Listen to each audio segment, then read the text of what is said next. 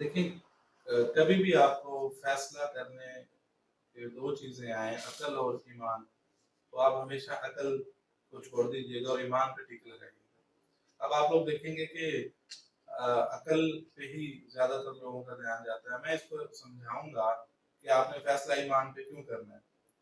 देखें, अभी मैं इसको समझाने के लिए एक एग्ज़ाम्पल देता हूँ कि फ़र्ज़ किया आपके पास 20,000 है और आपके किसी खूनी रिश्ते माँ-बहन या किसी ऐसे करीबी को जो ज़रूरतमंद है, पैसे की ज़रूरत पड़ गई है, वो 18,000 है। तो आप देखिए कि आप उसको 20 में से 18,000 देते हैं, तो कोई भी दुनिया की कैलकुलेटर और कोई भी साइंस आपको यही कहेगी कि उसमें से कम हो गया है, 18,000 माइनस किया तो 2,000 पीछे बच गया। लेकिन मेरा अल्लाह क्या कहता है? मेरा अल्लाह कहता है कि तुम दो, मैं तुम्हें 10 गुना दूँगा। अब ये चीज़ हमारी ज़िंदगी में कैसे आएगी? अगर हमारा बिलीफ सिस्टम मज़बूत होगा।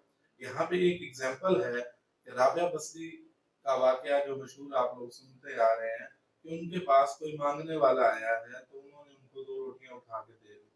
अब थोड़ी देर बाद वो मेहमान बैठा ये सब कुछ देख रहा है, जिसके सामने ये अमल हुआ कि थोड़ी देर बाद 4 रोटियाँ आती हैं, तो आप उनको लेने से इनकार करती हैं, 6 आती हैं, 8 आती हैं, 10 आती हैं, इसी तरह एट द एंड 20 रोटियाँ आती हैं, तो वो ले लेती हैं। अब मेहमान बात करता है कि आपने ऐसा क्यों किया? रोटियाँ 4 भी थी, 6 आप कह रही थी मेरी नहीं है ये। तो राबिया बसरी फरमाती हैं कि अल्लाह ने कहा है कि 1-2 मैं 10 दूँगा, तो मैंने 2 दी थी, मेरी 20 आनी थी। तो जब तक हमारा ये यकीन और बिलीफ सिस्टम इतना मज़बूत नहीं होगा, तब तक हमें ये चीज़ हम नहीं समझ सकते। तो हमें अपना सबसे पहले तो बिलीफ सिस्टम इतना मज़बूत करना है कि हमें अल्लाह पे इतना यकीन हो, हम किसी को दें, कोई कहे कि तो 100 दो तो मैं आपको 1000 दे दूँगा, उस पे तो हम यकीन करते हैं। लेकिन अल्लाह के कहने पे कितना यकीन करते हैं? तो अपना बिलीफ सिस्टम मज़बूत करें, तो वो कम नहीं हुए, वो बढ़ गए हैं। दूसरी बात ये है कि यहाँ पे आप पैसे के पीछे भागना छोड़ दें। आप जितना पैसे के पीछे भागेंगे, पैसा उतना आपसे आगे भागेगा। पैसा जो है, इसको अपने ऐसे समझें कि ये आपका गुलाम है।